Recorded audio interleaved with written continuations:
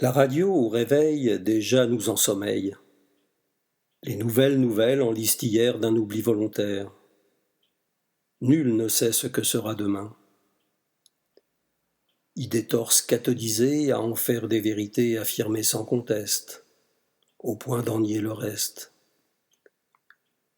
Aujourd'hui est ce qu'il est.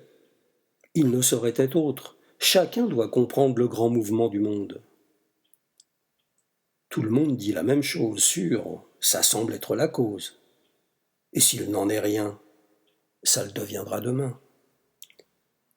Paroles de belles personnes que les médias proclament telles des marques en réclament, et même parfois déclament. Les milliardaires propriétaires ne disent-ils pas les critères de beauté des personnes? Et les belles paroles? Jour après jour, les médias furent domptés. Des affairistes les avaient achetés. Ils allaient réussir à instiller à chacun la même façon de penser. Il s'ingénie, il est heureux, à énoncer ce que sans elle, c'est évident, vous ne pourriez démêler autrement. Mais c'est à n'y pas croire. Pourtant, c'est bien à eux de savoir. S'ils disent, c'est que c'est pas faux. Je suis même certain que c'est vrai. Le pire est redoutable.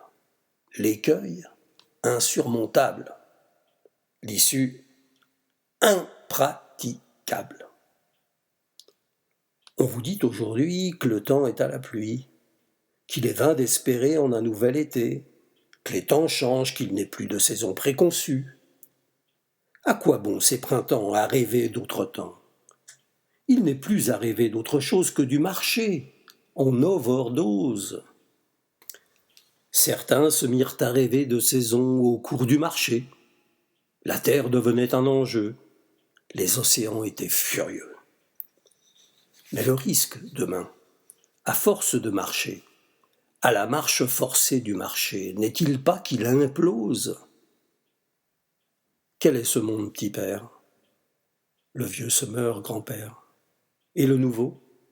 C'est pour bientôt. Tu le crois vraiment? Est-ce que je mens?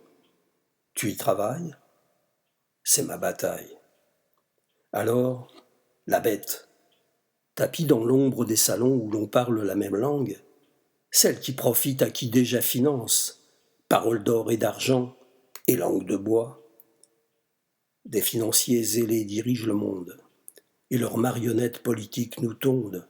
Ils font taire les peuples étranglés qui grondent en nourrissant un terrorisme immonde. La bête, dis-je, celle, toujours là, immonde, nourrie de la peur de l'autre, excitant les haines et la misère humaine. Les murs s'épaississant du temps des pierres obscures, les fenêtres se ferment sur des malentendus. Le vent arrache les ongles à griffer l'ignorance. Le toit de la maison se couvre d'insomnie.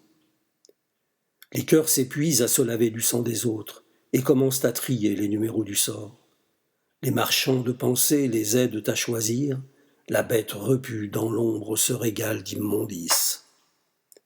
La bête qui chasse les sorcières résistantes au système qu'elle prétendait condamner. Avant, c'est toujours avant. Avant de devenir la gardienne du palais, la gardienne de l'ordre rétabli, la gardienne du pouvoir et des fortunes des uns, la gardienne d'une nation devenue prison, la gardienne des camps des autres à n'y pas croire, les autres que l'on aurait pu croire avant qu'il soit trop tard. Regard droit portant loin, même quand les yeux brûlaient au soleil qui leur manquait, sourire large et assuré de ceux qui savent sur qui compter, le poing levé. Le cuir tanné au cubilot des hauts fourneaux les protégeait d'enflure, et leurs épaules s'étaient taillées carrées d'avoir tant assumé les printemps ouvriers.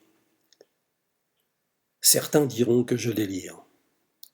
L'histoire pourtant fait preuve de mémoire. Renaît l'espoir, petit père. J'avais compris, grand-père. Rêver ensemble, déjà il tremble. Agir ensemble, bâtir ensemble, ça nous ressemble. C'est pour demain, petit père. Après-demain, grand-père. Tu vois, ça vient. C'est ça qui est bien. La bête a pour rôle toujours d'être le dernier recours. Il faut cesser de jouer. Voter pour un parti créé et dirigé par des fascistes, n'est-ce pas être fasciste soi-même, déclaré ou ignoré? Ceux qui s'ignorent sont plus nombreux que les autres, me direz-vous. Mais la connerie n'a jamais été une excuse. Et le risque, réel, c'est d'être trop con pour croire parler à l'intelligence des hommes.